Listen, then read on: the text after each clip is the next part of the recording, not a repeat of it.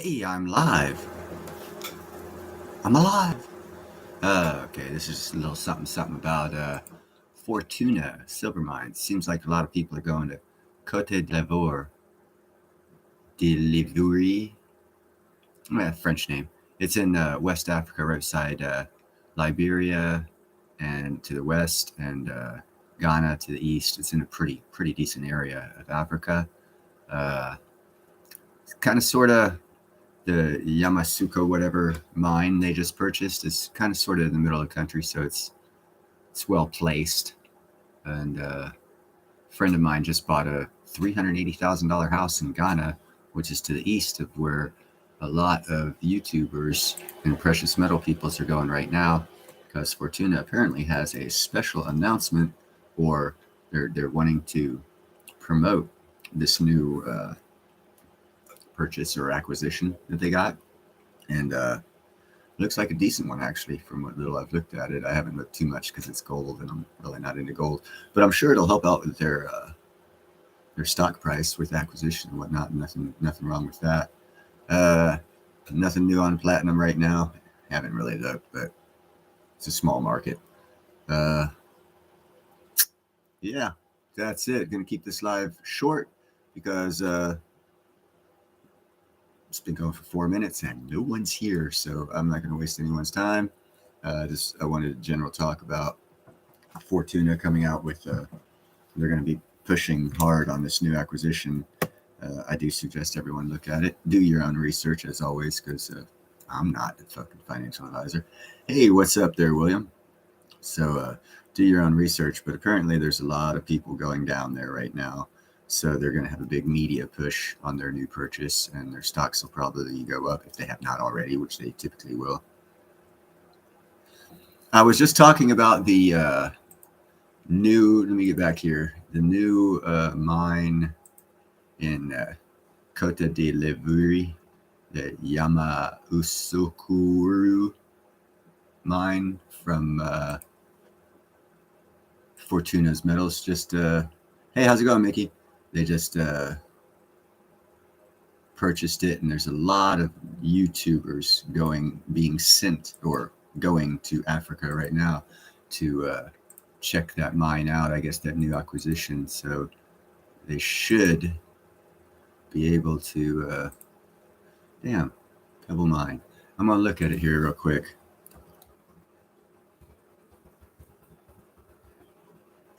Where's that? Alaska. Okay.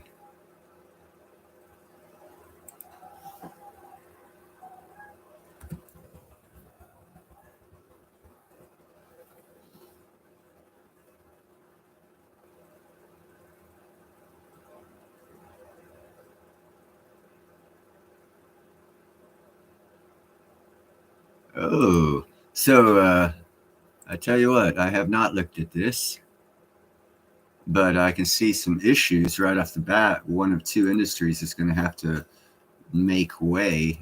Probably the fishing industry will make way, because farming salmon's not that good. But yeah, it's a large open pit gold mine. I have not done any research on it yet. I do apologize, William. It's one of the largest copper deposits in North America. And we need that right now, I'll be honest with you, because we're looking to separate and get all of our own resources to where we don't have to rely on the world, and we're breaking away from Africa and Asia and all of the sources where we sourced cheap minerals and stuff from.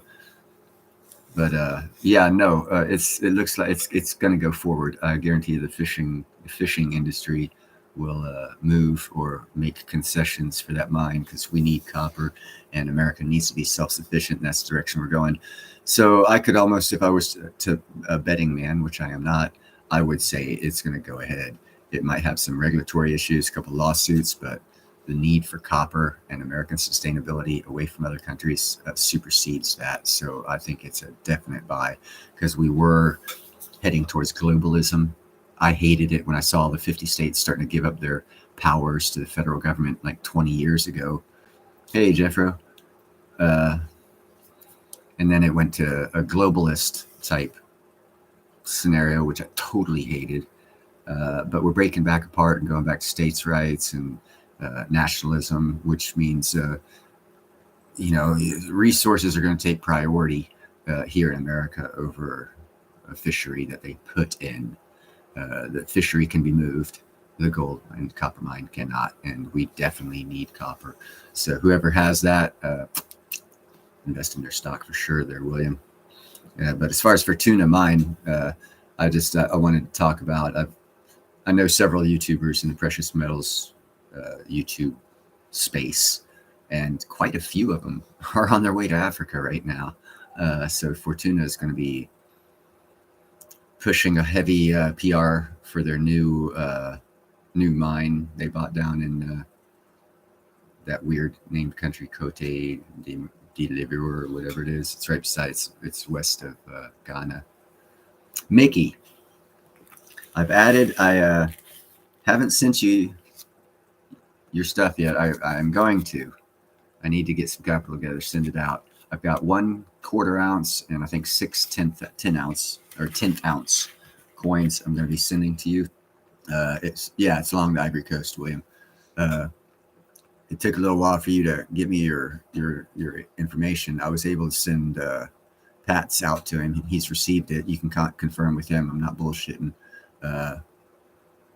But I went through my friends. I had 2 dogs that I had to have put down, and my money's kind of short right now. So, but I got some more coming in. When it comes in, I will send you.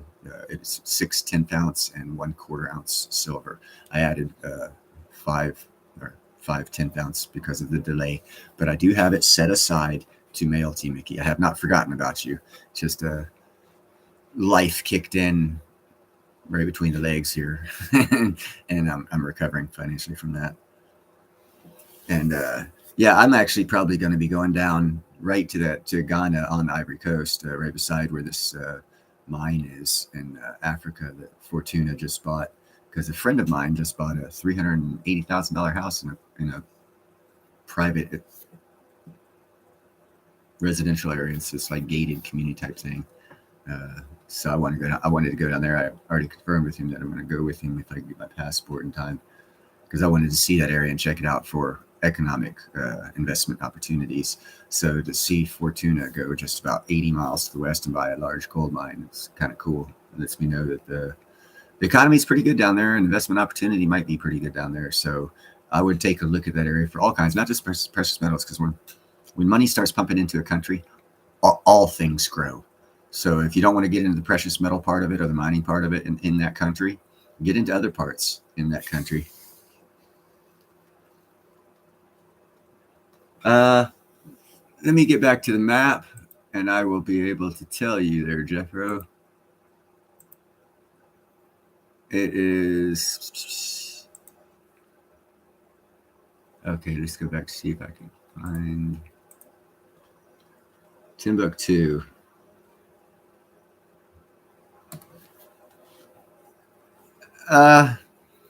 Check this out. Okay, the Wagner Group was Russia's #1 go-to military arm in Africa and in Asia and in their homeland, in Ukraine. And they've been having issues with them. They just signed I think it's Nigeria. They signed a contract with the Wagner Group, and they're supposed to go in there and take care of the terrorists and all this other stuff. But with what happened and what's happening with the Wagner Group, and then there's this other Chechenian group supposed to take their place. It sounds like they're having a military reorganization there in Russia. So parts of Africa that aren't now stable, which Nigeria is not one of them, because the Russians are there with Wagner Group. And Sudan, Wagner Group's heavy there, and they're also having lots of civil wars there right now. Those countries, any country in Africa that has the Wagner Group in it, or this new Chechen group that's going to take over for the Wagner Group and for Russians' involvement in Africa, I would not touch that country, because Russia is not too stable right now. The world scenario is not too stable to deal with anything that has to do with a country that's got Russia's military arm in it, supposedly bringing peace and justice. So I did hear that there are countries out there that are accepting other than the dollar for oil, if that's what you're talking about, yes, uh, I'm unconcerned, because what the world seems to not know that Neil knows is most all the oil in the Middle East is pumped dry. They're not. See, there's several ways you can look at it. You're like, oh no, they're reducing oil capacity. They're not pumping as much. That's one way to sell it. The truth is, hey, we can't pump as much because there's not that much in there, and we need to make it last. How would that look as a news headline? Would it show strength? Would it hurt the dollar? Would it do this? Would it do that? So consider that we might be getting head fucked with some of this information. And if you have knowledge beyond the bullshit information they give you, you can put the real picture together. Because like 10 years ago, Saudi Arabia said they had like 15 years worth of oil left in the ground, and then they're dry. They started building up all their tourist cities and building their tourist islands and all this other stuff, because they were going to diversify and get into a tourist economy because their oil's running out. So that lets you know what's up there. So if anyone's, what's a good analogy? You're at a taco truck, and it's the end of the day, and the tacos have been out there for a while, and there's 10 people coming to get those tacos, and there's not but 7 tacos left from that taco truck, and they've been there all day. That's Saudi Middle East oil. They're gonna sell whatever they can sell to whomever they can sell it to, and whatever currency they can sell it to get the money. Because it's not about oil for them. They're running out of oil. They're looking at saving their ass and their economy. So they're not looking at it the same aspect as we are looking at it. All of us Westerners think, oh, they're oil rich, and they're changing over to another type of payment method. Okay, yeah. You know what's going to happen to that country that they change over that payment with? Within 5 years, it's going to be bankrupt too, because if they're going to rely on Saudi oil, they're not going to last long. Now, I did do a video, and if you guys want to go back and watch it, you go to my playlist and hit Neil's World, and that's where all the geopolitical and all that stuff is. I did a video on tourism. Well, tourism in any Islamic country is a bad idea, because they're not welcoming to all religious people, and they don't want you to wear shorts, and they don't want the women to not wear hats or cover their face. There's lots of issues over there that don't make that area of the country a good investment. Basically, it never has been a good investment. I go back to research. What's his name? Winston Churchill. He was asked what he thought of all the countries in his time period that were something, and he was like, Italy's the arts, France is the wines and foods, and Germany is the power, and Saudi Arabia is the traitor. And those are Winston Churchill's words, and this was back in the 40s. So this has been prepared for a while. They've known about it. We set them up for money, to make money. That's why they took the American dollar, because we set them up. They didn't have the technology for oil. They didn't know what the fuck they had. We set them up. Keywords, set them up. We're setting up the rest of the world right now by making them believe that the oil reduction is part of a plan to screw America on high oil prices, when in fact, and this is being recorded, you can go back next year and recheck this out, when in fact what's happening is they're running out of the crude oil, the easy oil to get. And America's already got and put in place the infrastructure that takes 12 to 16 months to recover the byproduct of shale oil mining, and the byproduct being natural gas. It takes 12 to 16 months to set up that infrastructure. Last 16 months of Trump administration, we had that going, and we were fixing to start pumping and selling oil and natural gas to the world when it got shut down. Don't forget that.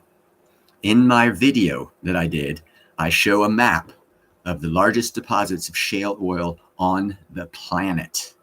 And it overlaps a map of crude oil deposits on the planet.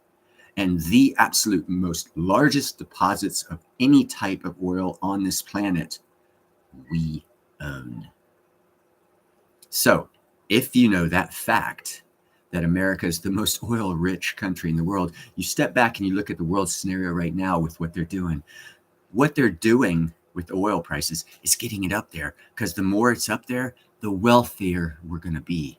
Because they're running out of oil, so they're wanting to drive the price as high as possible. And that's all well and good. Let them drive the price as high as possible. Once it gets to 80 sustained, 100 sustained a barrel, America's going to be selling that stuff. And we're going to be very wealthy. And we're also going to be selling natural gas. And here's another point, in fact. A lot of European manufacturers are moving to America. And you say, well, why would they want to move to America? We're collapsing economy. Our empire's over with, blah, blah, blah, blah. This is why I say to people, shut up. You don't know what the hell you're talking about. America is going to have the cheapest power on the planet to purchase if you're here in America. And then we sell it to everyone else for profit margin. So if your manufacturing company's here in America and not in Europe, where we will be selling you natural gas to run your power plant at a profit, or you can move over here to America, not have to worry about power, and run your company. And a lot of European manufacturers are moving to America because they see the long-term picture. 2 years, power is, in 1 month, power went up 100% in Germany, 100% in a month. How long do you think they can manufacture with such unstable, unsustainable pricing for power? America is going to be the hub of business. We have determined that India is going to take over after China, and that's already happening. But my rant's over. Sorry, William. Okay, it's one opinion. I don't think tourism is good for local peoples. No, it's not. Especially if you have a lifestyle like America used to have before we let everyone come in, and we decided we would change our languages to your language to make you feel more comfortable in our country. And we're the only country in the world that does that, by the way. And we waste hundreds of millions of dollars in paperwork for translations because we don't want the lazy bastards going to immigrate over here to learn our language. We'll learn theirs because we're stupid. So yeah, no, it's bad because I guarantee you the locals don't want to learn a new language. They don't want to learn English to speak to us. They don't want anything but money. That's it. And here's an interesting fact for you. The people over there in Saudi Arabia, the average person over there makes about $1,600 a year. I make that in 1 week. They make in 1 year, and that's good money for them.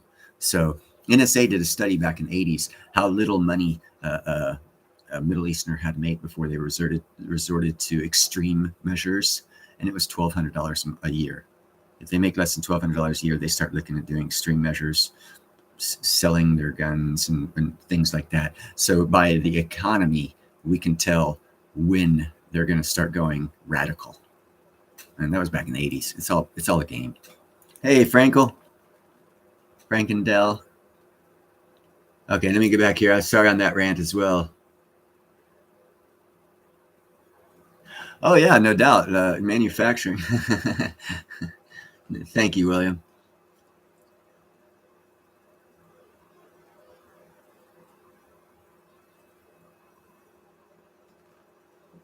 Well, here's something that no one talks about. I talked about this back last November. No, actually, it was almost a year ago. I did a report. Yeah, and go check it out. It's about a year ago on the Gerd River Dam in Ethiopia, and how Sudan or Egypt wanted to blow it up, and they were supposed to blow it up by November or whatever. Well, now, believe it or not, back to the Wagner Group in Russia, it all ties in. The Wagner Group in Russia is in South Sudan. South Sudan just broke out in civil war, 15 kilometers away from the Gerd Dam. So it's still possible they could blow it up, but it'll be Russians, not no one else. If that dam is not blown up, in 2 years, Ethiopia is going to be the power provider of Africa, because they're going to be making so much hydroelectric power. They're going to be exporting power to their neighbors to where they won't need as much oil, because they'll have electricity, not from oil, but from hydroelectric. So that's going to change the whole economics. Sudan, Ethiopia, all the countries down on the central east side of central southeast side of Africa is going to have access. Whether or not they pay for it's another story, but they're going to have access to power. So they're not going to. The reliance of oil in Africa is diminishing by what Ethiopia is doing, because they'll be able to supply power for about 4 countries and themselves, which is about 20% of Africa. So they'll be doing pretty good. And I've suggested even in that video that people invest, because once you see infrastructure like that going on in the country, if you're not going to invest in them, then you're too late, because other people will, because that's the genesis of a great economy.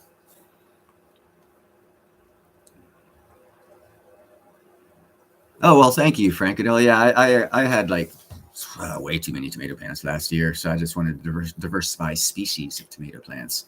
That's why I got that black heart. It's an interesting tomato, so I decided to get that and a couple different cucumbers. And I've never seen a yellow jalapeno, so I got that too. Got a small area to garden though. You've seen by the videos I don't have a lot of space, but what space I do have, I try to take advantage of and maximize.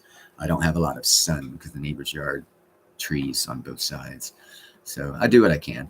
I can't wait to get my lightning crystal thing going, make some money, and move down to Alabama, get about 100 acres. Then I'll be farming. Well, not farming, gardening. I'll take like 5 acres and do it.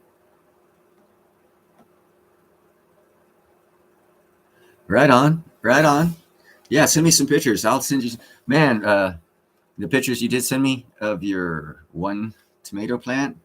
Uh, Mine, I planted way late this year. Not the tomatoes that I've shown you on the videos, but my other tomato plants. They were about that big a week ago. Now they're almost 3 times as big because the heat out here. It's gonna be a good harvest this year for tomatoes and tomatoes. It's gonna be a real good harvest. See, we had our. That's why I planted late, and my seeds didn't. I've got. I made my own female seeds by crossbreeding, making one of my plants go male right beside another plant, guaranteeing that only those two interacted, and I got a lot of guaranteed female seeds out of it. But this year, when I did 12 of them, only 3 of them came up. I mean, they were all female. They're all female, but yeah, no, I start them off indoors. Usually I start in February and I get them about 2 foot tall around the first week of April, second week of April. I'll stick them in the ground at about 2 feet tall. But I didn't stick them in the ground until June 7th this year. And I bought clones because, like I said, my seeds didn't pan out for me. We got this earwig bug that's really, really bad this year. And they ate them for me, little bastards. Yeah, different climate zone up there, Frankel. Different climate zone. I actually got a good climate zone here, but this year it's been colder than usual, and we got a lot of snow. I have a feeling that we're probably going to have some real bad flooding going on later this summer because the snowpack was like 300% of normal. That's a lot of water melting off the roof. But I like looking at the positive part. After all the flooding's over, gold's going to be revealed. And that's when I'm going to take my metal detector that I hope they'll have by then and go metal detecting.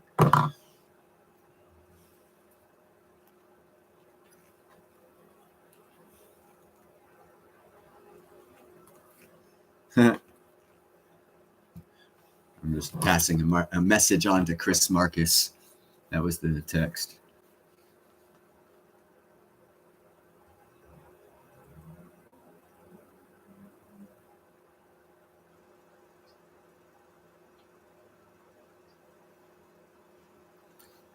Yes, William, that's why you always see me say, be kind, helpful, and grateful. I look for other ways to place it that'll kind of cover all the bases, but kind, helpful, and grateful kind of is it. And you are correct. Actually, the wealth of the nation is how they treat their poor and animals, basically, in my opinion. It tells you if it's a good, wealthy country or a bad, wealthy country. John, what's up? Yeah, impatience. That's why I'm not too rushing on. And I do, trust me, dude. I am so, yeah. Don't be a jerk. I'm so looking forward to getting my lightning crystal artwork going, but there's little stumbling blocks that keep getting in my way, and so I know it's the universe saying, hey, right now it's not your time. It's coming, but not now, because like William said, impatience usually leads to skid marks, which means you take off too early, you trip, fall on your face. So I'm being patient, and it's hard. It's very hard because I'm manic, hyperactive, and have ADD, ADHD, and mania. I mean, I go. All I do is go. And to have patience, that's like my sin. I got to overcome not having patience. Oh, I've already got the sketch or design sent to a carpenter in Florida because that's where part of the patience comes in. I was going to buy a ticket, fly down there, stay at a hotel, and go do it myself. But my friend whose land I'm going to be using was like, dude, I know several carpenters down here because I haven't lived down there in 30 years, so I don't know anyone what career path they took or who they know or whatnot. So he hooked me up with a carpenter, and I did the design how I wanted it. I sent it to him. I'm waiting for a price on what it'll cost to build it. And then my friend Steve, who owns the land, is going to put it out on his property, and the whole thing's going to take off without me even being there because of patience. So had I rushed it, I'd have missed the opportunity that I did get. So patience is a virtue for which I have very little, but I'm learning. Yes, buy platinum. You know, hey, check this out. This this is funny. I found that today. A quarter ounce of Fe. I think it's lead. Haven't checked on it yet, but it's got it written down there. I thought that was funny. So it looks like a little platinum piece or something, you know. But Fe, I think, is lead, and I'm probably going sterile touching it. But I'm 55 anyhow. Who cares? Yes, William, it most certainly is, and I fail most of the times on that test. Oh, PD is lead. Well, then I need to check out what Fe is. Periodic table Fe. Let's see.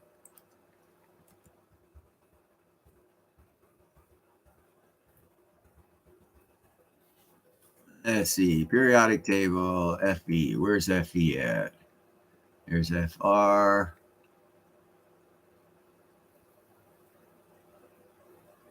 Okay, let me take this a little bit for periodic table Fe. Let's see what that says. Iron. Oh, wow.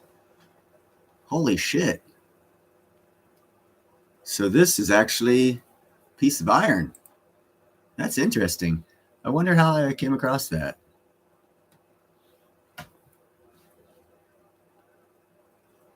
You are correct, William. It is iron.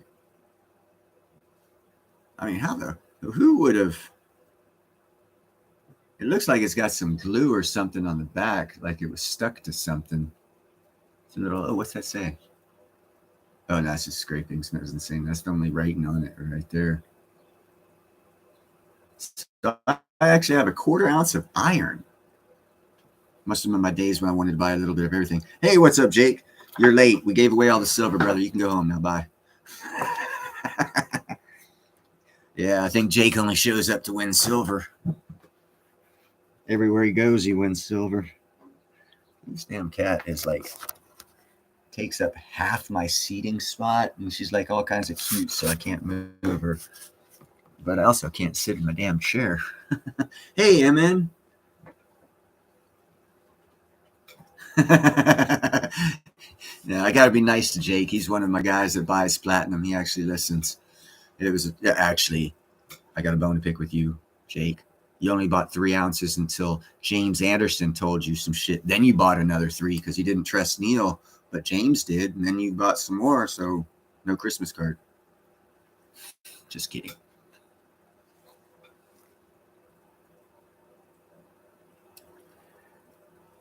Jake is always buying silver. Hey, MNJ, what do you know about all these YouTube PM guys going to Africa? Thank you very much, and you should trust me. You will enjoy reaping the benefits of that. Well, a lot of precious metals. Chris Marcus, Ron's basement. A lot of guys are going to. Hey, what's up, Callie? Yeah, that's my chunky girl. That's Ginger. I call her Gingin with engine because she purrs so much.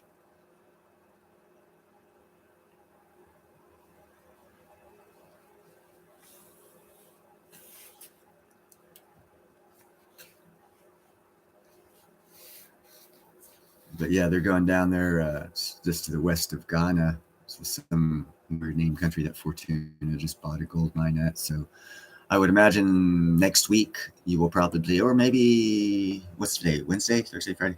Probably Friday you'll start seeing some YouTube PM shows start talking about it or doing shows from Africa. You heard it here first from Neil's Han Dynasty. Yeah. Oh, and tell Chris, I'm not a little guy. He's just a lot bigger.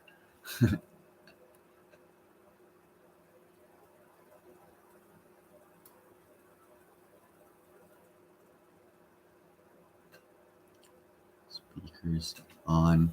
Is the volume low? I can change that. Let me see if I can change that here. Is that better?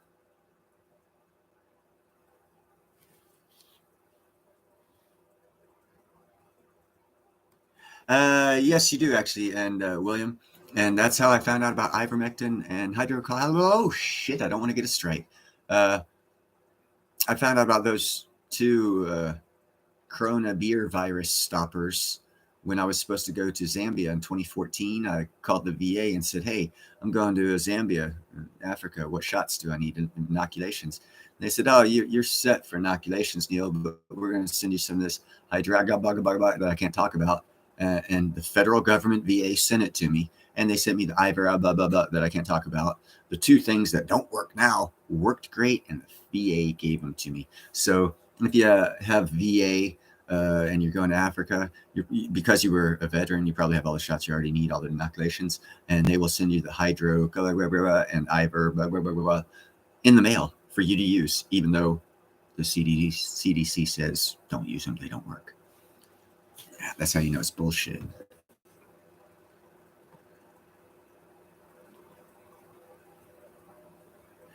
One day I'm gonna find out how to list you guys on my program.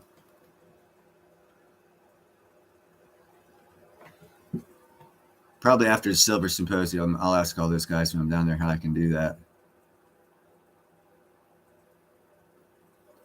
But supposedly I can somehow arrange it to where I can have you guys like up on the screen to where we can have interaction. Haven't figured out how to do that yet. But just for Jake, I will find out because I love debates. Debates are cool.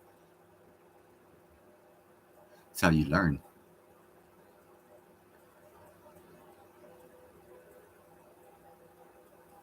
Yeah, there you go. Horse pace. Yeah, exactly. Well, I've also seen YouTubers do it. Actually, I don't know. I'll figure it out.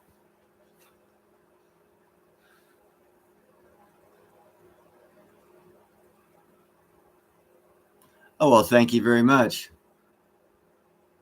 Can anyone else, is there a volume problem? I did turn my computer volume up because I've got a cable that runs to my TV. That's why I'm looking here, but my computer's here. That's why I'm not looking you guys directly in the eye because the screen is up here on my TV.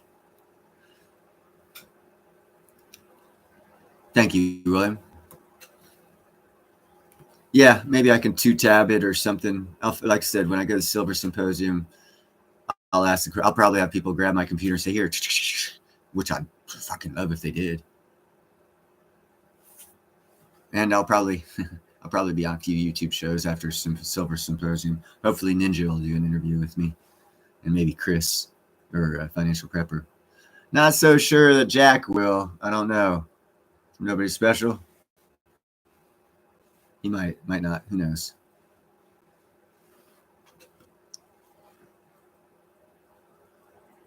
So what else?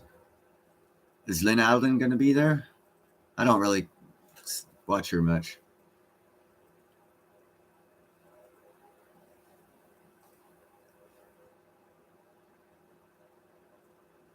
Callie Moore, before you go, Grant Pharmaceuticals. Don't when you type in Grant Pharmaceuticals, they'll come up with local shit. It's an Indian place, and you'll get bad reviews. But that's where I ordered my stuff from, and I'm not going to show the name of it because I don't want to get another strike. But that's where I get these from, and I also got the horse paste from them. It's just overlying. They're from India, an Indian company. It took like 6 weeks to get through customs and shit, but I got all my product, and I'm very happy with what I got. I also got some. I was a little concerned when this beer virus thing started that it might create a tuberculosis type effect. So I got some tuberculosis uh, pills to kill tuberculosis as well, which you need a prescription for, but not through Grant Pharmaceuticals from India. You can buy direct. You can get penicillin, ampicillin, mycillin, moxicillin, all kinds of antivirals. You can get all kinds of stuff through them. It just takes a little while to ship them to you, but you get it.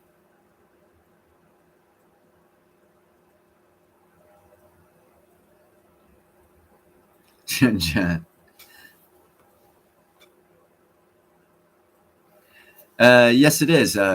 And there's different things to be said, William, for having a high pH and a low pH, depending on what you're fighting. If you're fighting cancer, you want a low pH. So you want to add stuff and eat stuff that's low pH. If you're fighting internal viruses, not bacterial, but like fungal stuff. If there's a fungal disease inside you or fungal virus, you want a high pH, in which case what I would suggest is a little 4-ounce thing of water and a half tablespoon of apple cider vinegar. Raise the pH up pretty good. It'll help also take care of any supposed new fungal viruses that are going to be out there killing us. Yeah, just a little bit apple cider vinegar and some water. Raise your pH. Kills out a lot of the fungal viruses in your body. That's for the next Black Swan that's coming. Just a heads up. I told you before they come out with it and then fucking give me a strike for telling you about it.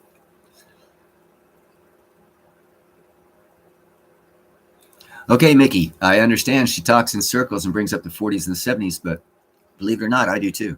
And I just don't focus on that. But back in 1971, we were in a stagflationary environment, and I know for a fact silver went from $1.50 to $15. It 10x'd in 12 months because of the stagflationary economy. So if Lynn Alden keeps dropping back to the 70s, you got to look back to the 70s to see what happened. It was stagflationary economy. We have a semi-similar event of stagflationary economy, which means as soon as it kicks in, silver could 10x, going from 224, 23 to 240, 250. Not that it'll maintain that, but it's time to trade for gold and trade your gold back for silver when it drops back down to like 120, 115, whatever it'll sustain at. That's a reasonable price for the government and business to still be able to buy it and keep our economy running, and which is a fine line, because as soon as they do this reset, step up, it'll probably be a 10 to 1, which means it'll probably be maintained about between 150, 175 an ounce. But I'm not a financial advisor. I'm this guy with no teeth and a whole bunch of dreams. Yes, she is. She is very, very, very knowledgeable about them, William. A lot of people are very knowledgeable about them, and we all have our opinions. It all depends on what aspect you are looking at it from and what aspect you are trying to have received the information you're giving. I personally like looking back and seeing the geopolitical stance, because I know that we're leaving a national globalist economy leaving global economy going back to a nationalist economy on every country's front. Germany, France, England, America, China, India, they're all going back to countries over globalism. So in that scenario, economics is geopolitical, in my opinion. 2 years ago, before these beer virus came around, we were a global economy and everything was different. And I didn't understand how things work because there was too much manipulation. Because anytime you go globalist, that means you have the cooperation of all the leaders to manipulate. But that's just another way of wording globalism. It's mass manipulation by the powers in charge. So now that we're going back to nationalism, now every country's economy and geopolitical shit affects us if whatever you're looking at comes from that country, like Mexico and silver. And they nationalized their lithium mine. You nationalize one of your mines, I'm not investing in you, bro, because your next step is to nationalize the mine that I invested in. So no, I ain't investing in Mexico.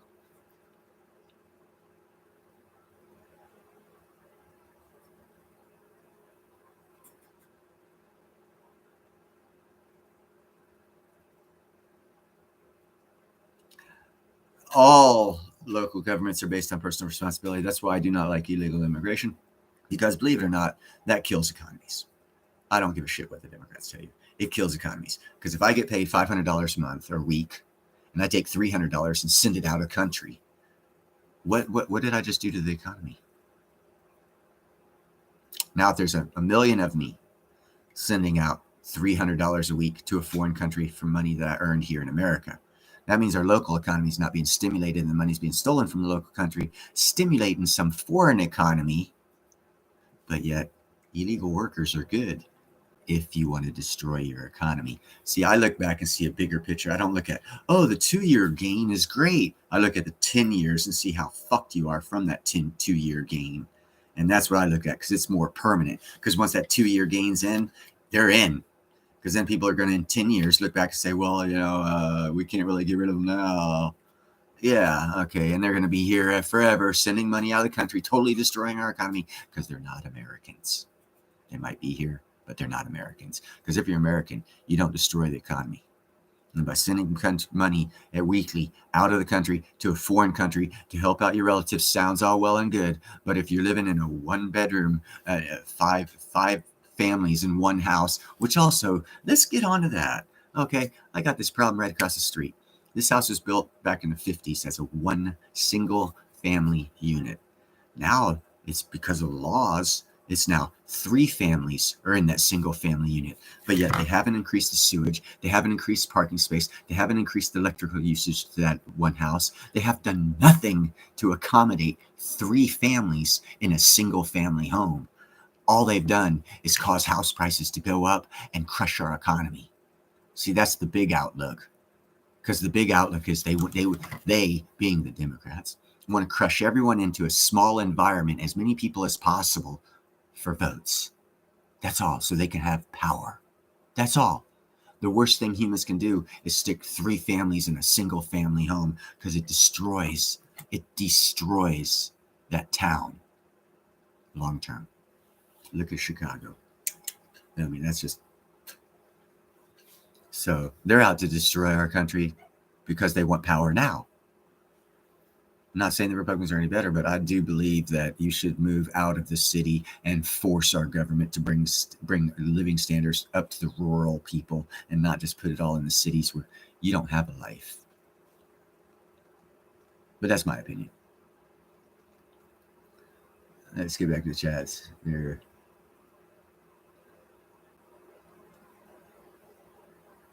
Yeah, and that's another. Well, that's there's a lot more, Jeffro, about that. But I do know that not spending money locally when you earn it locally hurts.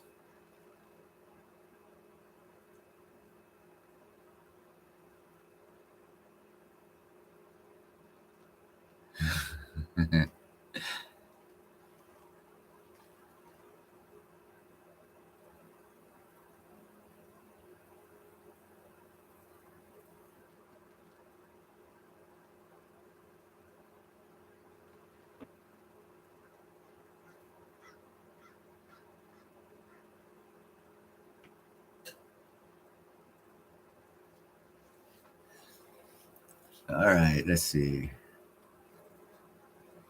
So, general talk. Anything else? General talk. Sorry, I know I keep giving my opinion, and my opinion's different than everyone else's. I actually, on one of my streams that I put rant as a thumbnail, it was about something else, but Rick Rule came on, because I don't watch the whole programs that I pre-tape, that are taped, that I put on my shows. And then Rick Rule came up and started talking some stupid shit. So I went off on him, because it was on space mining. Yeah, he was like, we can't even build a mine here on Earth. How can we build one in space? And I'm thinking to myself, is this guy rich or is he stupid? And I said it in my video.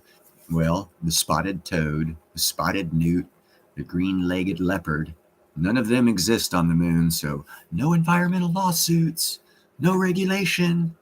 So yeah, it's a lot different to work in space and mine the moon. As he was talking about mining the moon and how stupid it is. Oh, well, there's too many regulations. How can we do it? There's no regulations on the moon mining. I guarantee you the moon people and the moon government doesn't care about carbon. Mine away. But according to Rick Rule, people here on Earth will sue to get you to stop, because you're going to kill some prospective spotted newt that can't live there. Fucking moron. Sorry, Rick. You're not a moron. You're just misleading people. And I don't like people that mislead people. When people look up to you and you start talking stupid shit, misleading them, right now is the time you want to look into investing in a startup company that's going to think about doing mining on the moon, because it is coming. And that one company will be the one that does it, whichever one. I haven't done any research on it. But if you invest now, it's like investing in the internet before it was released.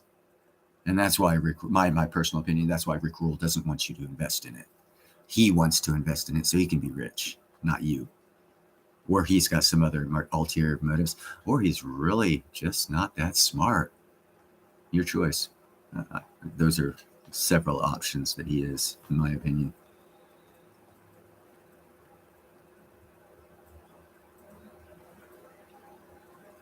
Yeah, you have to add metals. I was looking at actually making business cards. This was one of my ideas. It never took off. I was looking at making business cards like this. Not this. This is a weed business card, but a business card like this. And I was wanting to do it out of silver. And yes, they already do have one in ply, whatever. And it's just a card like this and says, so many carats or percentage silver. But the thing is, it's thin. And you can see the stamp that they put on one side. On the other side, I was like, that's not going to be any good for a business card. So I needed to think about combining something with the silver, make it like, instead of a 1 ounce silver business card, 1.25 ounces, not 999 silver, but because I'd have to mix copper with it to make it more sturdy and stable. And also you could be able to etch the person's, car dealership, salesperson, whatever. But the whole point of me wanting to do the precious metals business card was, there is no business cards out there that actually fulfill the purpose of the mandate of a business card. 90% of them get thrown away. The other 10% get lost. No one really cares after a year what happens to that business card. But if you have a silver business card, in 100 years, people will care if they haven't already melted it down to reuse it. That is a proper business card, in my opinion. It gets recycled. It doesn't get thrown away. Yeah, John. Yeah, right. It's a $1,200, $1,500 business card. Send it out. I can't afford that, brother. Although platinum would be a good thing because it's a harder metal, and you could actually stamp and do etch a sketch with laser on it. But it's expensive. But I was thinking more like for the Rolls-Royce car dealership, or the Ferrari car dealership salespeople, or the $1 million mansion salespeople, or the $1 million boat salespeople. They deal with people who are millionaires. So to give them a little cheap plastic or cheap cardboard card is like, you give them a silver card with you, they'll be talking to their friends who are also millionaires, who will. I actually spoke to a couple of Ferrari and Lamborghini salesmen that thought it was a great idea, but it'll come. It's not the first thing I need to do. I need to get some capital in. I got shitloads of ideas to make money. They cost money to make money. That's why I'm going with the lightning crystal one. It'll cost less than $2,000 to get started. I thought my patent would be cheaper to get started, because I didn't realize that my friend for all my life owned the perfect property in Alabama. I just didn't think of that one, even though I was there when he bought it. So that was my bad. But it'll happen. And you guys will be coming to see me on the lightning strike channel, when the fucking lightning bolt comes straight down and you got the camera view looking up, and the lightning's coming straight at the camera and it hits the box right beside it. And then it'll switch over to a side view where you see the lightning strike come down. It should get a lot of hits. And I'm also going to start, and this is after the Silver Symposium, because I need to get feedback from a lot of those YouTubers on what the name of my channel should be. I do want to start a platinum only channel that I'll probably only post on maybe once every 2 weeks, because platinum, I already told you almost everything there is about platinum. And it's not like silver, unless you just keep boring people with charts that are wrong and inaccurate and don't consider geopolitical or power issues where they're mining it, or several other things. And I don't want to be like that. But I do need to start a platinum channel. But I have a feeling my lightning strike channel is going to take off quicker.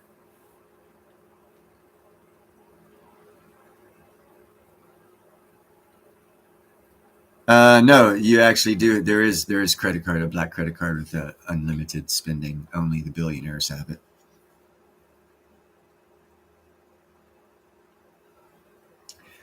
Alabama is the place you want to be. They got some very, very diverse landscape from north to south. They even have gold in their mountains like California and Alabama and Georgia. I was actually looking at Lookout Mountain, northwest Georgia, and around the Lookout Mountain area. There's some nice properties up there.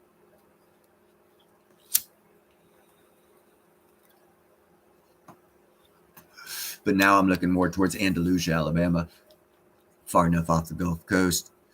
Not really that bad of humidity. Doesn't really get that cold. And when my mom always came to the States, she said there was this one lady who I'm a subscriber on YouTube. She does cooking show. She said that lady made the best food she ever had. And my mom actually came to America to visit one of her lifelong friends, and they made a special trip to Andalusia to go eat this woman's cooking. So, I figure I'll move down there, at least I'll have good cooking. But yeah, Tennessee, Alabama, Georgia are growing. And I have to move to Alabama anyhow, lower Alabama, because that's where the lightning shit's going to be. And I'm going to have to travel to it. So I'm going to have to be like no more than an hour and a half away from Mobile, Alabama, Pensacola, Florida area. So it's going to be an hour north, away from the water, away from tornadoes and hurricanes, not earthquakes.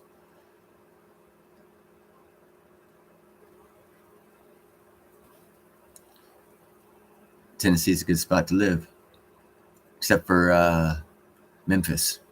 Memphis is kind of a bad town. It's on the west coast, southwest part of Tennessee. It's going to get more reasonable here shortly, but it was going up in Tennessee because a lot of people are moving there. In Alabama, I actually haven't heard many people. And then again, I'm looking at the rural. I'm looking like outside of town, not in town, because I'm looking at acreage. So wherever I buy, it's going to be not a lot of people because I want about 100 acres.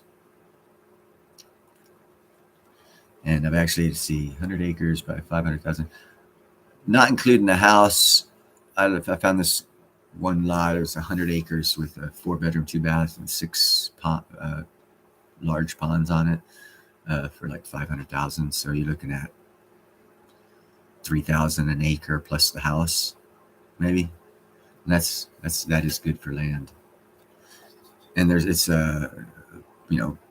quarter of it wooded, quarter of it's farmed, quarter of it pasture, and quarter of it's mixed trees, pasture.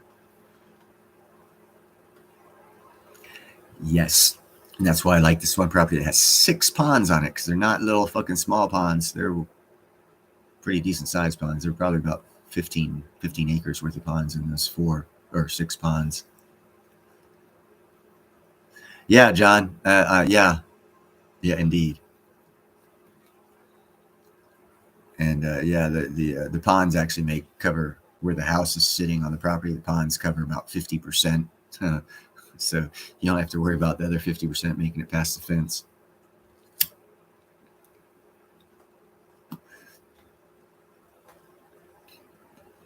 Neil's Fishing Channel. Hey, you haven't never seen. I do a fishing channel. Where's it at?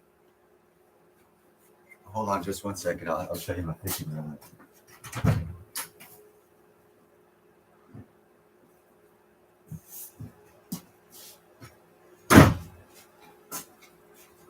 Once every so often, I do a fishing for kitty cats. See, I do a fishing show.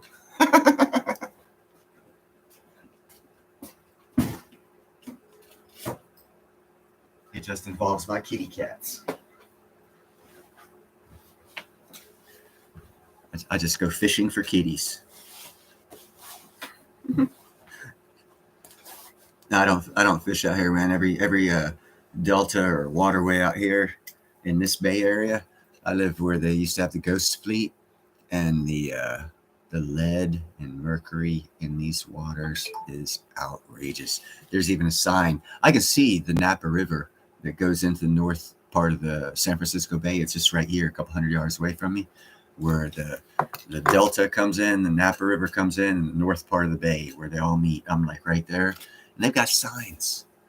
Don't eat more than one fish a month because of lead and mercury. I ain't touching that fish. No way in hell. Yes, now that's totally different. And actually, I want to go back down to my old bayou that I grew up in, Navy Point. I don't know if the mullet fishing is still good, but it used to be real good mullet fishing. And I grew up, and the kids would go out and we'd catch our own fish and fry them up, and do our own thing for lunch and dinners. And fried mullet's good. I ate a lot of fried mullet and catfish growing up in Florida.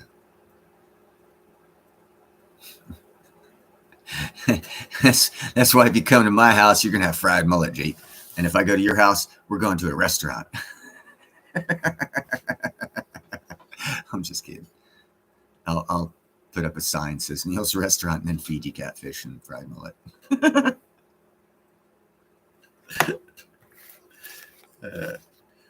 No, they used to have good seafood. It's all closed down now. I imagine there's not much fishing going on big time. Used to be this place called Perry Seafood. Perry Seafood was a guy. He had like 25 fishing vessels, and he'd go out and he'd get shrimp. He'd get all kinds of shit. And the local, St. Anne's Catholic Church is pretty big down there. And whoever the preacher was would always hook up with Mr. Perry and get a good deal for the parish. And they'd have like a seafood Sunday dinner and shit. It's pretty good. But yeah, the fishing's not good there now. Too many damn Chinese in that area fishing it out. Coming from Cuba and all. Which I think is kind of ironic. We have another Cuba issue and a Kennedy's running for president. Uh-oh. Her tail. Look at her tail. She about knocked over all that shit right there with her tail. That's what that noise was. There's some birds out there. I got my 2 boy dogs I had to put down. They were the bird chasers. 2 girl dogs I have are older, and actually they sleep like fucking 18, 19 out of 20 hours a day, so the birds are out there a lot now. So the cats hang out by the window, and that's also why I opened up this window here, because I did a video yesterday where those 2 female kitty cats were taking up all the bird watching spots, and Gandalf was just going crazy, wanting to get up there, and he came and got me and was talking to me saying, "Dad, move them damn girls so I can get them I can get them birds." So I had to move the girls, and he got up there, and the birds are out there right now. So he's sleeping. I can see the birds. I'm surprised.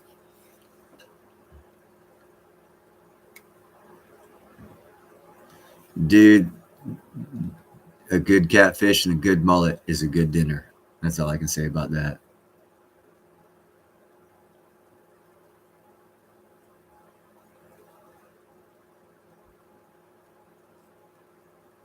Yeah, there's a lot of good. I actually there's this other property I was looking at, and it's like 90 acres, but it's got like 3 acres that are like swampy, and they even have the swampy type trees growing out of them.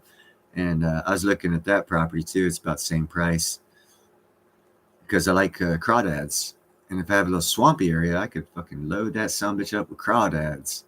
And hardly anyone thinks it now. A couple of you Southerners probably think about that, but crawdads are pretty damn good and filling. They're like baby mini me lobsters, That, and I don't know, the etouffees. I grew up around Cajun cooking as well, so that's probably why I like the swampy stuff. I know Thomas Toops would like hearing that, so glad he's not here. Also, gator's pretty good. There's a lot of gator down there.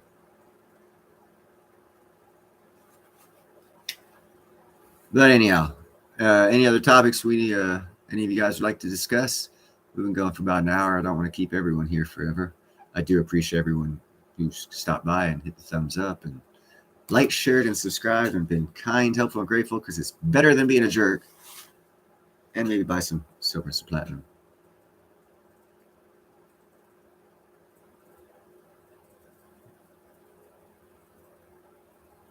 Yeah, Shad and the mullet are running that. You bet. Yeah, we used to go out with little fucking small little boats and a net, and we'd run the net in between the boats, and we'd have a third boat chasing the school of mullet our way. And as soon as they came our way, you just fucking, those two boats collapse, pull the net in, you have a couple hundred mullet. But that's in the bayou, it's not on the river. In the river, I imagine people fight for positions. We didn't. We just went out. Well, we also owned the neighborhood. Everyone knew it was us. So, and it was actually a bayou inside a bayou, and we lived on a peninsula in that bayou that was hooked up with the bayou that was hooked up to the Intercoastal Waterway, which was hooked up with the Gulf of Mexico. A lot of waterways down there in Florida. A lot of waterways. That's one reason why I don't want to live in Florida, man. There's too much water. That shit flood like a mofo. Quick, too, especially with the builders. Builders building where they shouldn't be building. That's why they have sinkholes now, too. Down in southern central Florida. People don't talk about that, but you can't sell your house if you live within a mile of a sinkhole in Florida. Yeah, you're keeping the house for life, or going bankrupt to get rid of it, one of the two. Or burn it down for insurance, but you ain't selling it. And actually, you can't burn it down for insurance because you can't even get insurance if you live within a mile of a sinkhole. They fuck you in Florida. People don't talk about that shit. Yeah, mandatory unless you live within a mile of a sinkhole. You live a mile within a sinkhole, ain't no one going to insure you. At least that's what I was told by a rather wealthy buddy of mine who lived a mile from a sinkhole that showed up. I think it was like 8 years ago or so, 9 years, 10 years ago or something. For being a pothead, I have a hell of a good memory.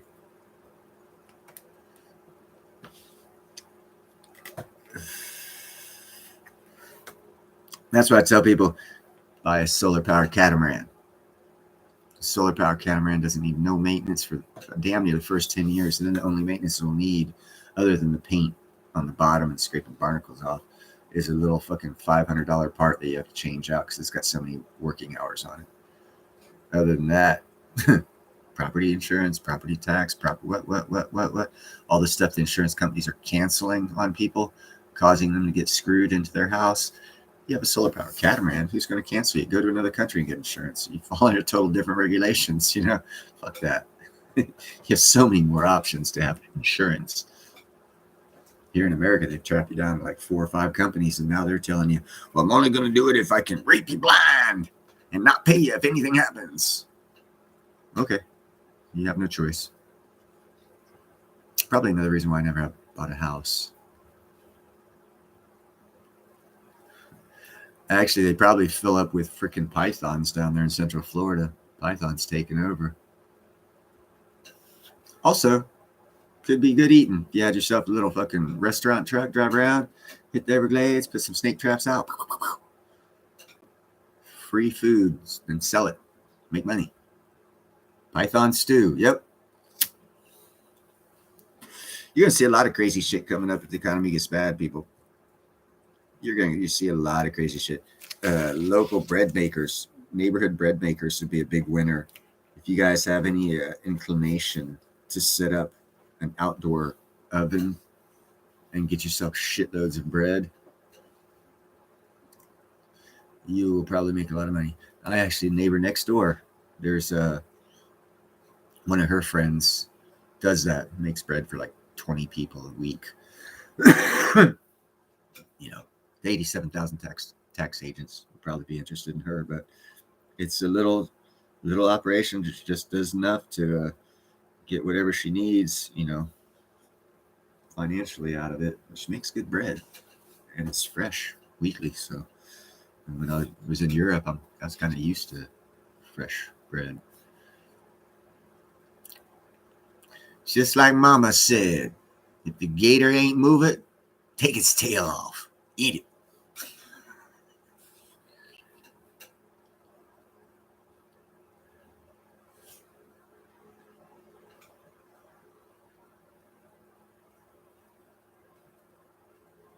So, stacking. Talk about stacking. I'm thinking of items that would be needed that no one talks about. Like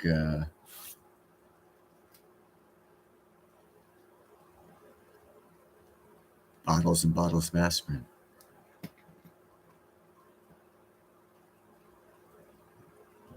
vitamins in different formats, stuff like that. I got more vitamin stuff here, flaxseed oils, stuff like that. People aren't thinking of because they're all thinking of stack food, stack food, stack food, stack food, stack food. Problem with stacking food is you got stacked food. And if it's not diverse enough, are you getting all your nutrients and minerals?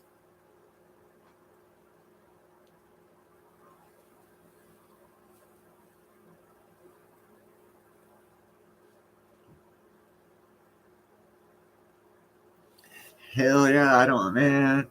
When I lived in Scotland, we had to take vacations and we took them often. And there's this ferry because we'd go to Isle of Man. It was like a fucking 6 hour fucking ferry ride. Oh my God. Oh God, I hated it. Now, smaller boats, I don't mind. That big boat, it was like, you were like,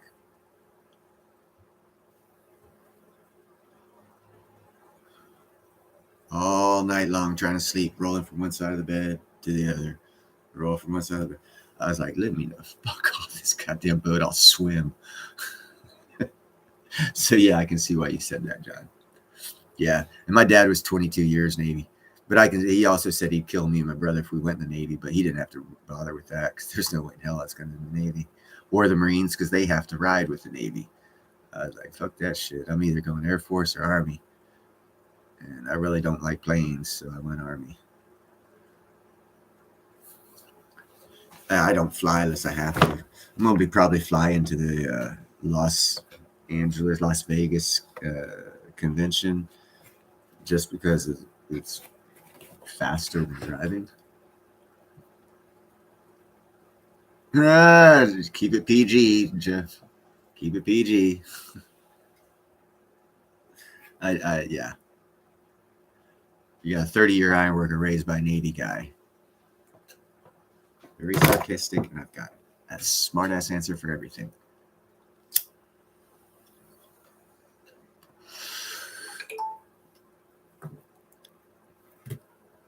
Let's see this, Chris Marcus.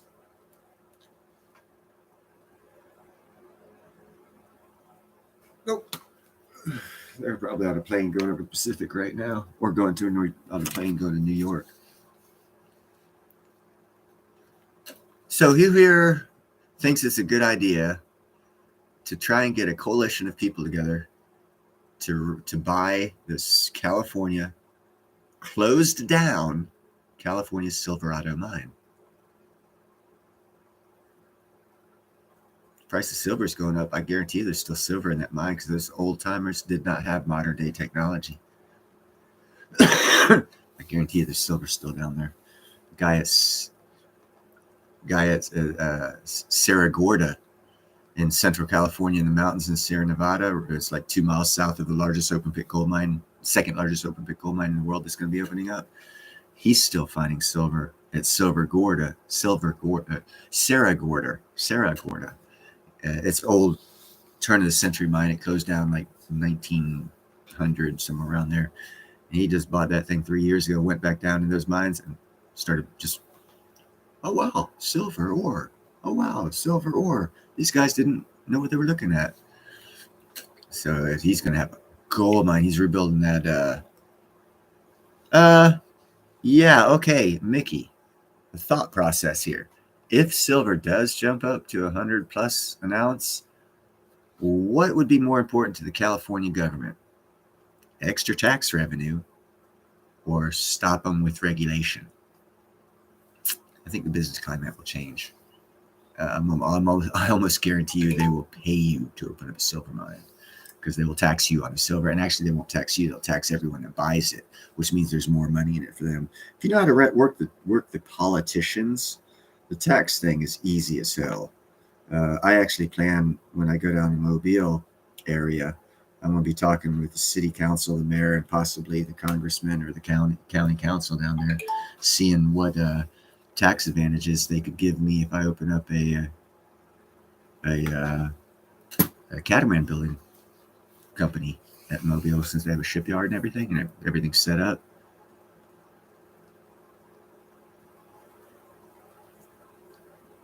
What name? What are you talking about, Callie?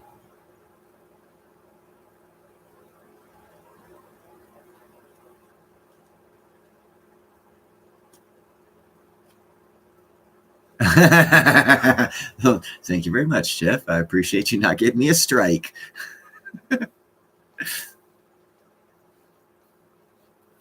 The name of the Silverado uh, mine here in Central California area, northern central. Yeah, Cerro Gordo. Cerro Gordo is the old silver mine in Central California in the Sierra Nevadas, and he actually found silver in his mine. Actually, he's still locating tunnels that aren't on the map, which I find interesting because he said last I saw, he said one of the tunnels, or actually 4 tunnels they found that aren't on any maps, are where he's found the silver. So who knows? But he's gonna be so much wealthier when silver goes up, because if he's finding it just going down there now, and all you do is sign a waiver of for safety and go down there do mining. Because if he's going down there for whatever reason he's going down there for, it's open up enough to go down there and pick up some silver ore. Now, any serious operation, yeah, regulation. But then again, where he's at, he's 2 miles south of the second largest open pit gold mine in the world. So why would they stop him? And quite frankly, that's in California too. So where's the regulation on that? Open pit gold mining. I did a video on this. Open pit gold mining is the most polluting type of gold mining you can do on the planet, and California approved it. So why would they not approve reopening a silver mine? AG, what's up, brother?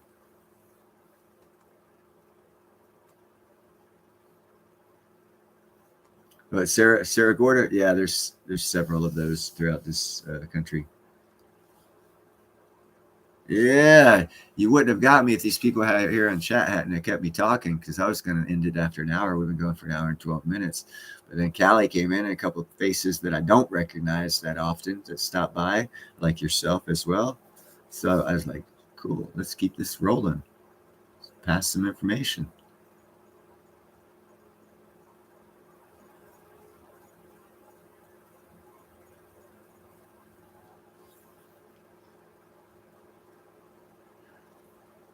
You know it, girl. Stock up on all that shit.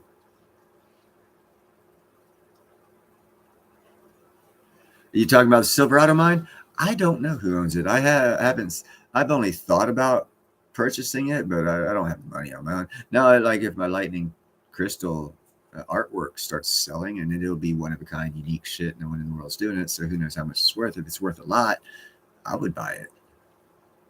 I'd buy any silver mine and reopen it. There's silver mines in Texas that Rob from Gold Silver Pros, I had to fill him in on. He's like, there's no silver mines in Texas. You can't get silver in Texas. I was like, go about 100 miles north of Austin. Start looking. You'll find old silver mines from the 1800s. And trust me, if they're from the 1800s, there's still silver in those mines, because those boys didn't have metal detectors, much less all the other technology we have to find it now. So that could be reopened as well. So there's still a lot of silver. It's just the price has to go up for us to be able to. Here's a prediction I'm going to make.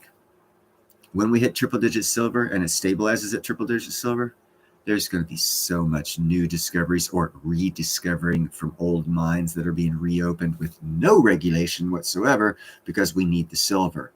Because what you find in political, this is why I love geopolitical, in political scenarios, when something's needed, regulation goes away. It's actually sped up so you can get your. I'll call him back. That was Coin Shop Chris from Ron's Basement. Or actually, hell, fuck that. I'm gonna call him back. We'll get him on live stream. I should have thought about that. Ron does that to him, so why shouldn't I?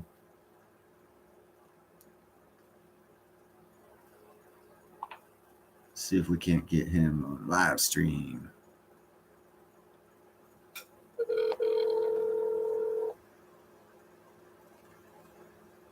Neural path. That's What's going on, sunshine? Hey, you're on live TV on my live stream, bro. What's up? Coin shop Chris, everybody. Yeah, that's what I said. I was like, nah, I'm not gonna take it right now. I'm live streaming. I was like, what the fuck, Neil?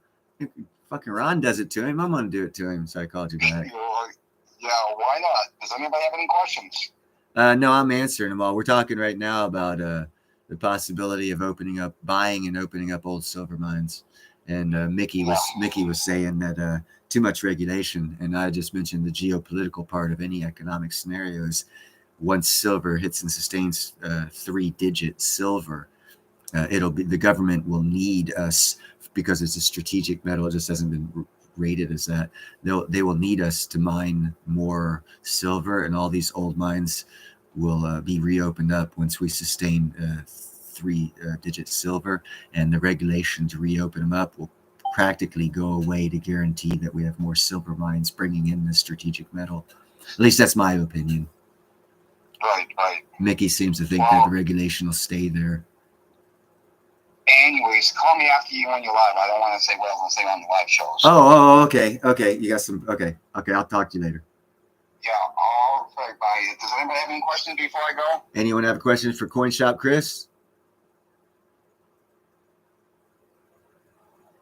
No quick answer, but typing takes a little while, so I'm gonna run my mouth to you. Yeah, that's all right. We'll wait a minute or two. Yeah, I'll run my mouth to you a little bit here, see if anyone comes up. Anyway, here's a question: did Mexico nationalize their silver mines?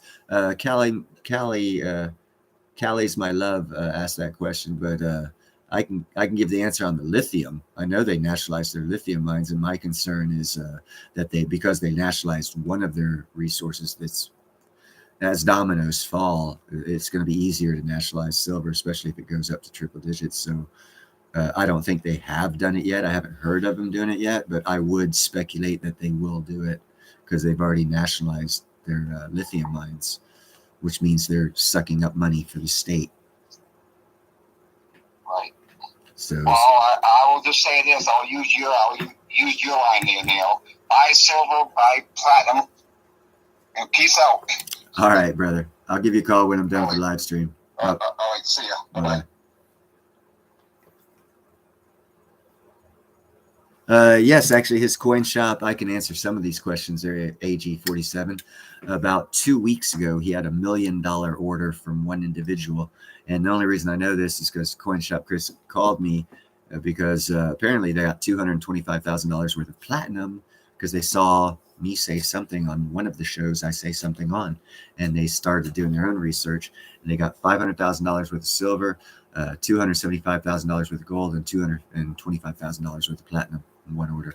And then I think last week he had a $6,000 single order, but as far as their daily, that's a low average. So one person basically did the profit margin of one day, just like last week. So I don't think the smaller walk-ins are getting, the 1 or 5 ounce purchase people aren't coming in as much, but the 100 to 1,000 ounce are coming in more frequently, but that means like one a month, one every 2 weeks. Yeah, they are. Hey, there you go. Chris, answer his question for him. AG47 wanted to know, is your coin shop busy? I told him about the $1 million order that you guys just put in, but other than that, I'm not too...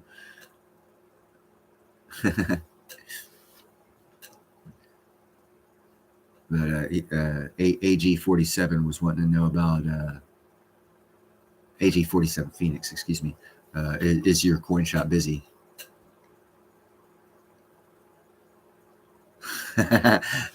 Well, what I need to do is I need to get Ninja on my show, and then I'll get maybe 30 people watching me. By the way, at the Silver Symposium, I will be having all those guys are going to be on my channel.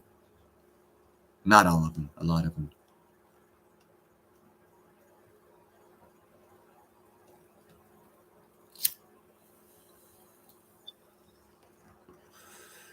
I think what he was wanting to know, Chris, is the traffic flow, lower coinage, people coming in buying 1 or 2 ounces, or larger orders, and is it steady or is it hit and miss? In other words, is your business going like this, or like this?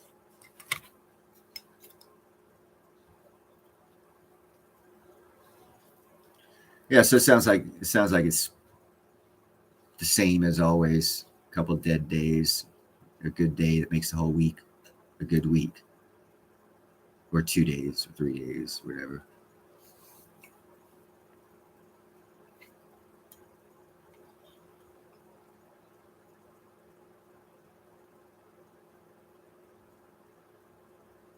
Oh, okay. So it's more of your walk-in business, not big orders that are keeping you afloat. I thought it was reverse that. My bad for giving false information. I own up to it as soon as I find out. I thought it was the exact opposite. I thought the bigger orders were coming like once a month. You get a big order that would kind of float the month's worth of business for you. And that'd also be a sign that rich people are buying. That's, I think, more.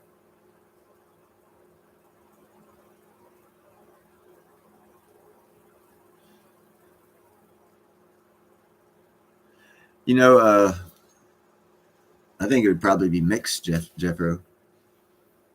I think there's people that'll buy like maybe 2 5-ounce bars and 10-ounce bar, and then some people that'll just buy like coins, but not even 10 of them, maybe like 4 or 5 coins, ounces, obviously.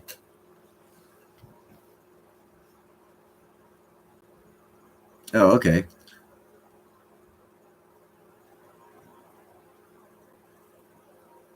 Well, every now and then you get a big order.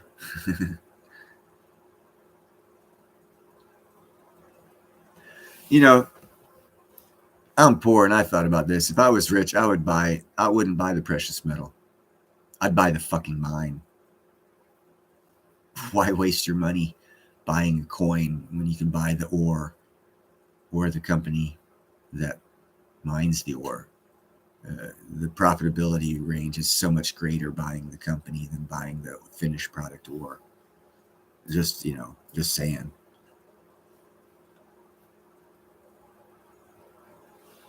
And I did a video on this too about almost 2 years ago.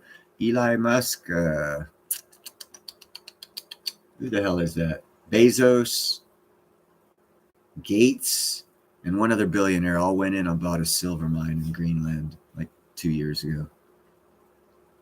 And they don't have to report earnings. Another reason why I say Tesla's going to survive, because Elon Musk is not going to have to pay inflated prices. As a matter of fact, what silver that mine does not use in his car and in Bezos' shit and in Gates' shit, they'll sell and probably they'll probably break even on the fucking mine and get silver for free because they're smart. That's why they're billionaires. That's what I'd tell them to do.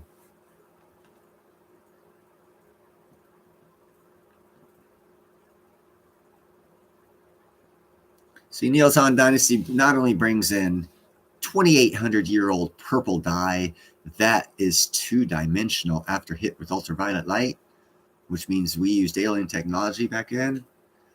We bring you Chris P to answer your questions.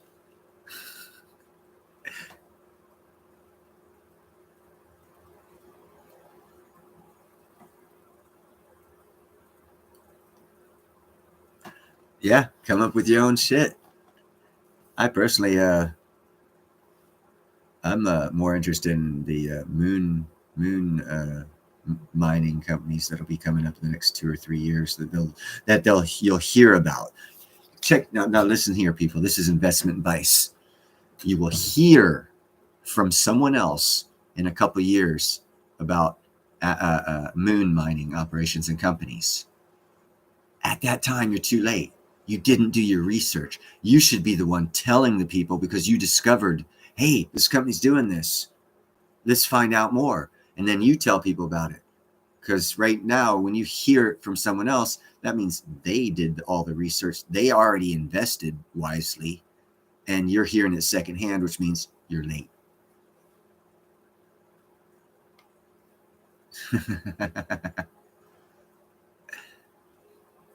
So that's some investment advice. If you research, you're the one telling others, not hearing it secondhand, which means you're late. So you're always going to be late to the best investment opportunities if you don't find out yourself first, not hear it from someone else. Now that's what I'm right on target, AG. As soon as I find out, it'll be on my live stream. Trust me. That's a good investment strategy for trading and stock market stuff. Nancy's about what 85% profit on her calls. She goes like 85% of them are profitable. Best stock picker out there in the world, better than Harvard business guys. So she's got some. She's smart, or she's bought and paid for.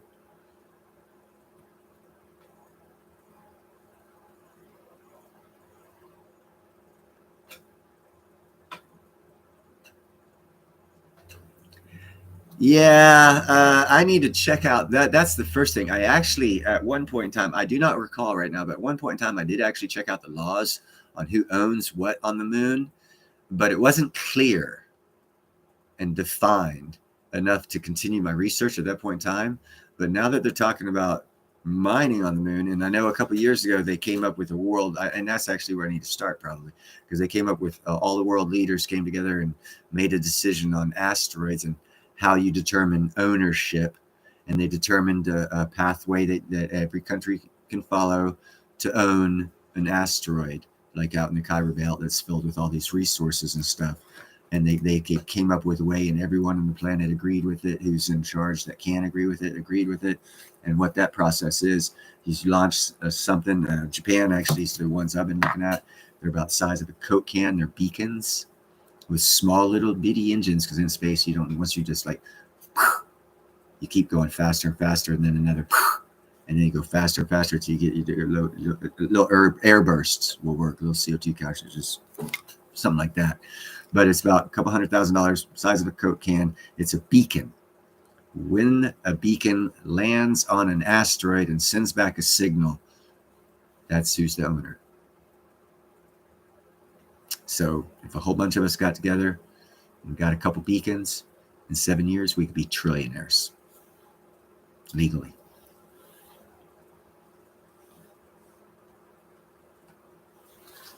That's one thing I am going to invest in. And that, especially since Elon Musk lowered the price of fucking cargo going up into space, you don't have to pay for anything.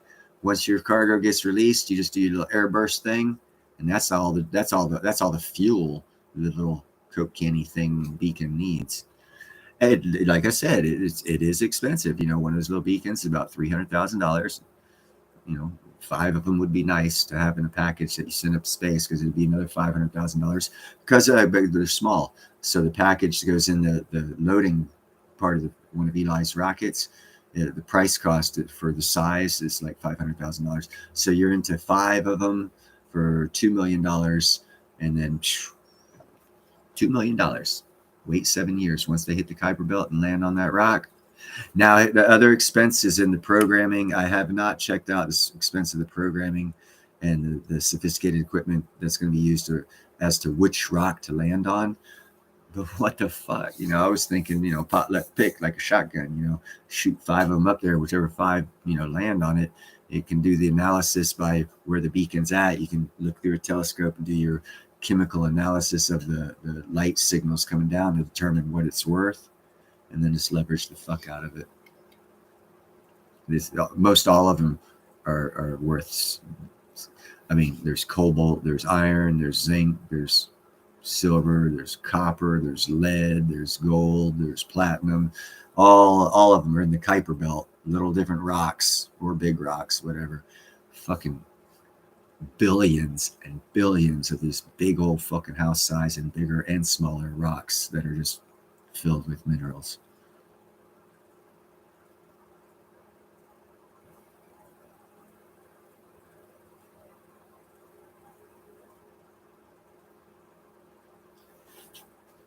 Yeah, that's interesting, AG.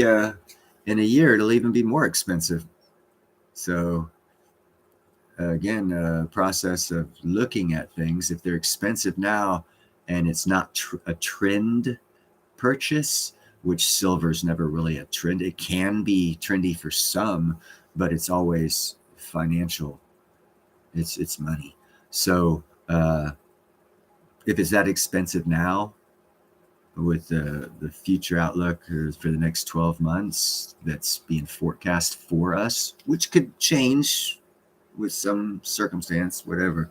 But looking at it at face value right now, I'd say it's cheap compared to 12 months from now. So it depends on your perspective and your outlook. And that makes successful and unsuccessful trade or investment choices. People, oh, it's too expensive. I'm not going to, I'm going to wait till it dips. Okay, well, what if it doesn't dip? Then I guess you'd be a dip for not buying it before you thought it was going to, go lower. But again, it's not, I'm talking about things that aren't trendy. Trendy things are I wouldn't even suggest investing in, but silver is not a trend. Gold, platinum, they're not trends. So if they are that expensive now, they will be more expensive in a year. So in a year, you'll be saying, fuck, I wish I would have bought them when they were only that expensive. And, if you look at it from that perspective, you'll win more longer term investments than lose on the longer term investments. But that's just my opinion. I am not a financial advisor.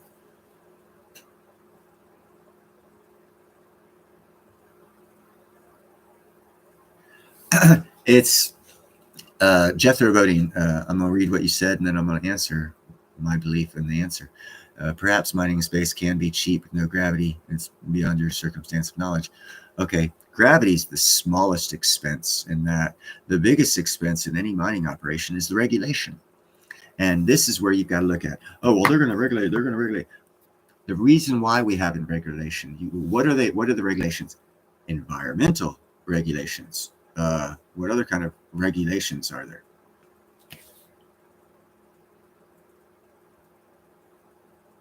What's the environment in space?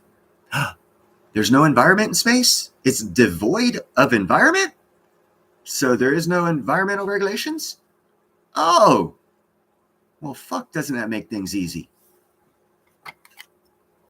As we found out from the bat flu beer virus, regulations can kill businesses or make them work. But devoid of regulation, thriving. Now, will they have regulation? Well, hell yeah, they will. 10, 20 years down the line. But right off the bat, it's going to be like Wild West because we're going to go into it like we do. And there might be life on there. But until we discover life on the moon, and no regulation. After we discover it, if we discover it, yeah, regulation. But first in, first out, you're making some bucks because there's going to be no, comparatively to the regulation here on Earth, there's going to be no regulations, just tax. The circumstances will change. It's not going to be regulatory. It's going to be taxatory. It's just going to be a tax. You just pay. That's all you're going to have to do, pay. No courts, no suing.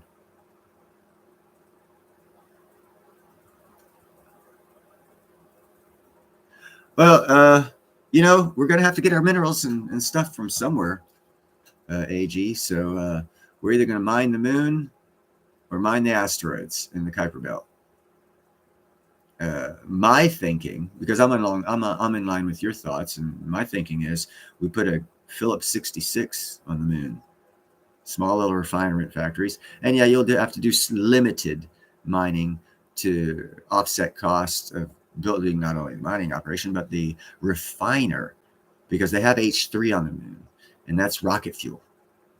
So if you can refuel your car stopping by the moon and then take off, and as someone's already said, it's real cheap. There's no gravity, so it's real cheap to take off. It's not expensive like it is down here. The biggest expense in taking off is beating Earth's gravity. So on the moon, there's no gravity. 5% of Earth's gravity out there, so it'd be easy. But if they can refill your gas tank on the moon after wasting 80% of your gas just leaving Earth's orbit, you could extend range big time. So the most advantageous thing to do for the moon is build a refinery, refine the H3, do your little platinum mining or whatever, to help cover cost. But the big winner will be rocket fuel refining.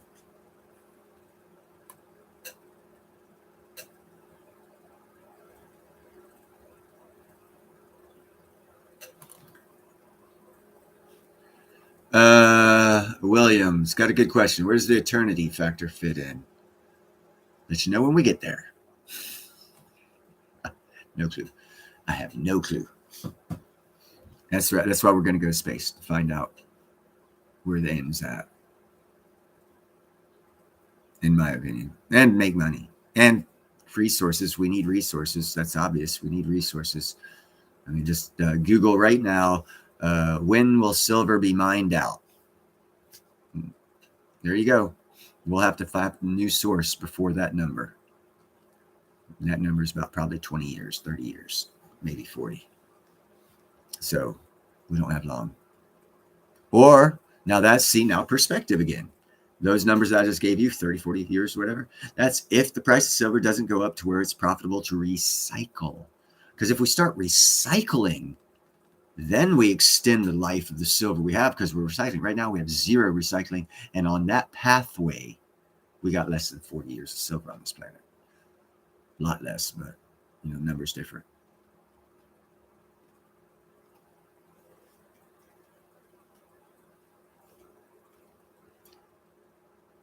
William, my boy, why you tapping in on what I one of my little babies there, Rolls Royce? Yeah, they're building SMRs, and the SMRs are getting real big right now. I just saw a fucking YouTube show on the sales of SMRs, and I've been wondering if South Africa has already purchased some, or more importantly, the dumbasses at Impala Mines and these other mines down there that are mining platinum who have to cut their production 15% because they don't have the power coming from their coal power plants, but the government's running down there and not keeping up to par to keep the power going. Why they haven't spent $123 million and got themselves a little 20 megawatt SMR installed so they could not only run their own mine, they could also sell excess power. So, yeah, Rolls Royce, boy. Again, got a video. Go check it out. I've been talking about SMRs for about a year and a half. And I've been telling people to invest in Rolls Royce SMR, that business division, because it's going to take a jump big time.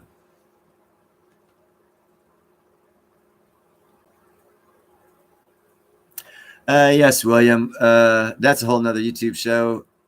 I have quite a bit of information on that because I studied on lots of religions, and their years, they're 43,000 years long lived.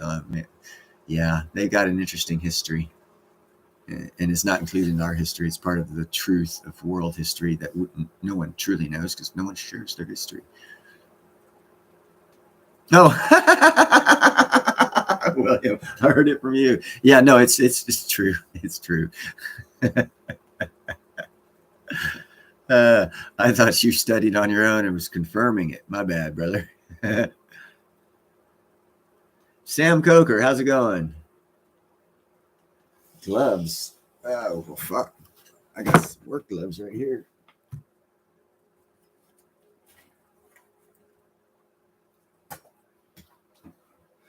These are my winter work gloves. They're the thick, thermal insulated, rubberish stuff. This is what I don't use leather gloves. You have no feeling with the leather gloves.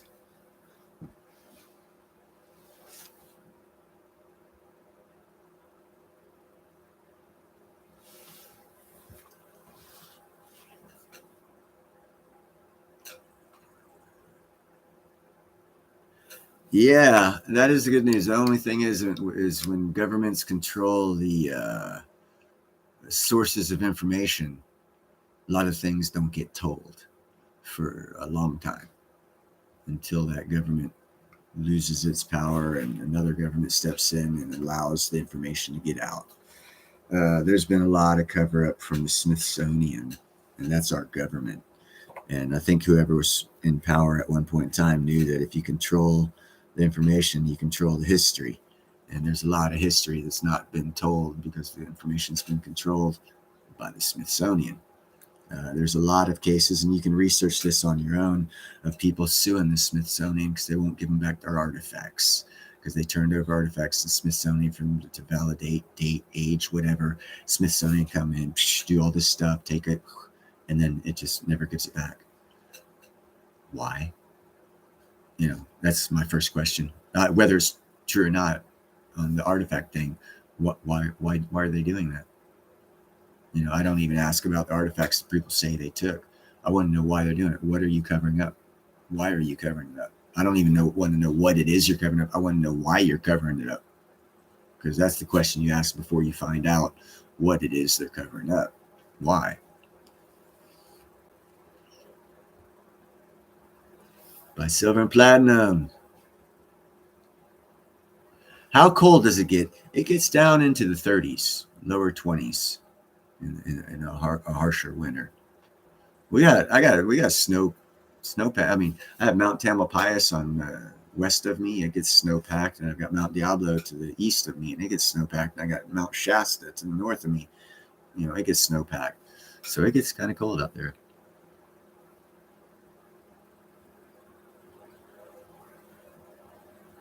All right, guys, it has been 1 hour and 40 minutes, and I have been told anything over half hour is bad for me to do.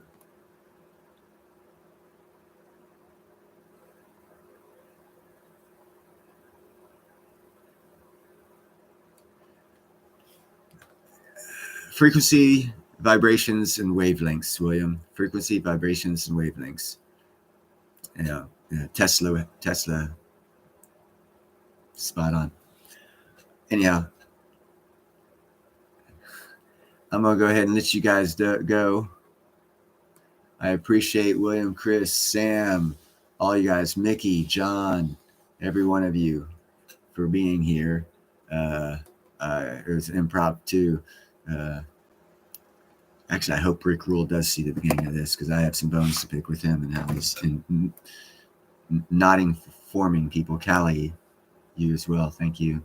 And Chris and AG. Anyhow.